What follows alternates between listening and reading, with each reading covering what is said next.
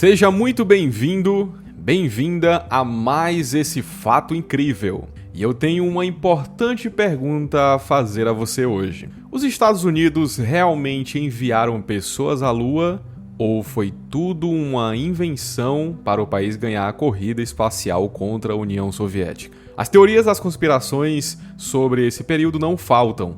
Existem até mesmo rumores de que os dois lados esconderam segredos sobre os trabalhos realizados. Essa mulher perdida no espaço seria apenas a ponta do iceberg, digamos assim? Hoje, vamos contar essa história e os detalhes que você não vai esquecer facilmente. Para te falar a verdade, pensávamos que a pauta desse vídeo seria simples de fazer. Contar a história da mulher perdida no espaço e pronto. Mas quanto mais eu pesquisava a respeito, mais informações surgiam. No final das contas, a mulher era apenas uma peça de um imenso quebra-cabeça. E é por isso que eu te peço calma e atenção. Este som que você acabou de ouvir é apenas um dos muitos outros captados pelos irmãos italianos Achille e Giovanni Battista Giudica Cordiglia. E o que eles se tratam? Você pode estar se perguntando. São gravações das mensagens trocadas entre os astronautas e suas bases de comando. Era um hobby dos irmãos, durante o final da década de 50 e parte da década de 60, interceptar sinais do espaço, tudo montado por eles mesmos, com uma antena de rádio no telhado do prédio onde viviam e aparelhos de captação de áudio. Escute. Em 1957, eles até conseguiram interceptar os sinais da cadela Laika, o primeiro ser vivo a orbitar a Terra. Veja, Yuri Gagarin é reconhecido como o primeiro homem a viajar ao espaço e passar pela órbita do nosso planeta.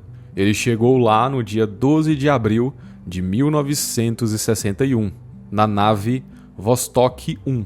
Foi um momento de grande vitória para a humanidade, e também o que gerou uma das mais famosas frases da corrida espacial: a Terra é azul. Mas, um ano antes de ser feito, em novembro de 1960, os irmãos Giudica Cordiglia afirmaram terem captado sinais que não eram comuns em comparação com os que eles já tinham registrado. No mesmo dia, até mesmo o Observatório Radioastronômico de Bochum, na Alemanha, informou que receberam sinais irregulares em comparação aos que eles já tinham captado dos satélites soviéticos. Além dos sinais, os irmãos italianos também conseguiram interceptar uma mensagem em código Morse que nada mais era do que um SOS. Durante as análises dos dois, foi possível perceber que a nave estava cada vez mais distante do planeta, se afastando da Terra e penetrando o escuro do espaço. Essa análise abre margem para a hipótese de que várias empreitadas da União Soviética de enviar pessoas para fora do planeta não deram certo. Alguns acreditam que alguns cosmonautas ainda estão na órbita terrestre. Além do SOS, o sinal também era composto por sons de batimentos cardíacos e respiração, detalhes que foram confirmados por um professor dos dois. Em um documentário de 2007, os irmãos abordaram essa história e ainda falaram que a União Soviética anunciou, 2 dias depois de terem captado a mensagem de socorro, que colocaram em órbita uma nave espacial sem tripulantes e que a nave havia se desintegrado. Parece muita coincidência para o meu gosto, não é? E aqui eu abro um parêntese. A corrida espacial foi muito mais do que uma competição para ver quem chegava primeiro no espaço, a Lua.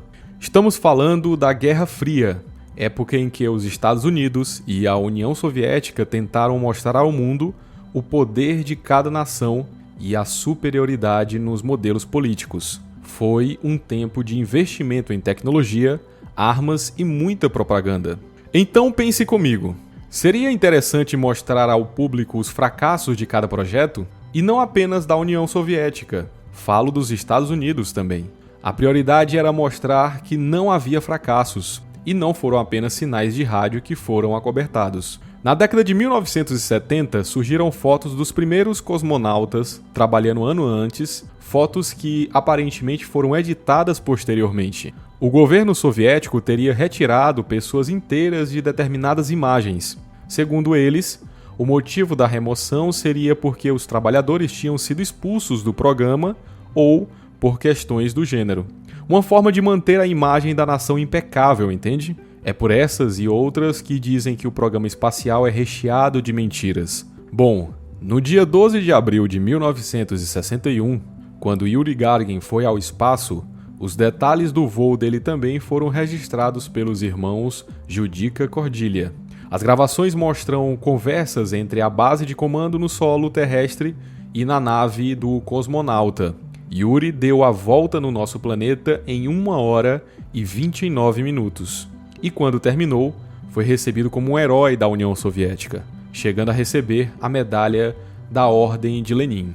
Enquanto ele é reconhecido como o primeiro homem a ir ao espaço, Valentina Tereshkova é dita como a primeira mulher a fazer o feito, em junho de 1963.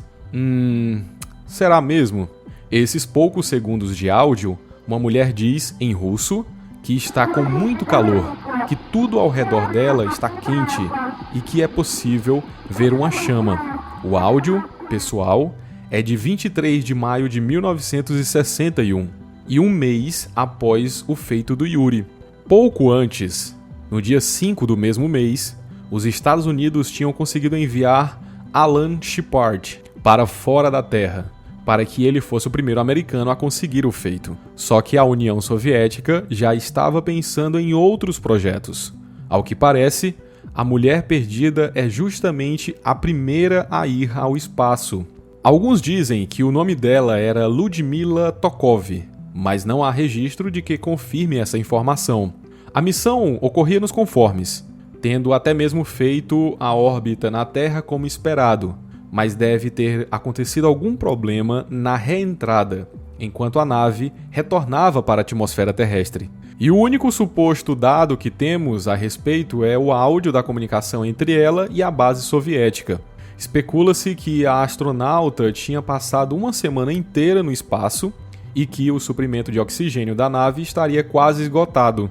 O áudio dá a entender que a nave estava ganhando calor rapidamente. É possível que ela estivesse sendo queimada viva. Ao final, ela começa a falar com uma voz embargada, provavelmente com a consciência de que qual seria o destino dela ali. Então, o silêncio. 3 dias mais tarde, em 26 de maio, o governo soviético, coincidentemente, anunciou que uma nave havia retornado à superfície. As informações divulgadas por eles informavam que a nave realmente tinha sido queimada, mas eles negam que houvesse alguém dentro. Esse é o sinal mais famoso captado pelos irmãos. Só que não foi o único fato assustador dos dois chamados cosmonautas fantasmas. Entre 1960 e 1964, os dois alegam ter captado um sinal de uma nave saindo do curso previsto, um áudio de um cosmonauta sufocando até a morte. Outro, de uma pessoa que perdeu o controle da nave e acabou indo parar no espaço profundo. Bom, e até mesmo o caso de uma nave que ricocheteou de alguma forma na atmosfera e voltou para o espaço. As tragédias continuaram até mesmo depois do voo bem-sucedido de Valentina Tereshkova. Ela conseguiu dar 48 voltas ao redor do globo e ficou em órbita por 71 horas. Se você pensa que foi fácil, está bem enganado. É uma situação extrema, digamos assim, que fez com que ela sentisse náuseas, desconforto psicológico e até dores no corpo. Um contexto que poderia ter tirado a vida dela. Ao voltar para a superfície, a nave dela, chamada de Vostok 6, ficou sem comunicação com o comando da missão enquanto ela fazia a reentrada. Valentina foi rejetada e continuou o percurso até o solo de paraquedas. Ela disse que quase caiu em um lago e, caso isso tivesse acontecido, talvez não tivesse forças para nadar até a margem e morreria afogada.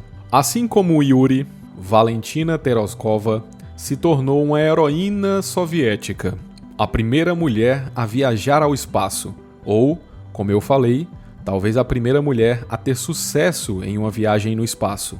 Longe de mim querer diminuir o mérito dela, mas é que tudo pode muito bem ter sido uma propaganda, assim como dizem que foi com o Neil Armstrong, quando ele se tornou o primeiro homem a pisar na Lua.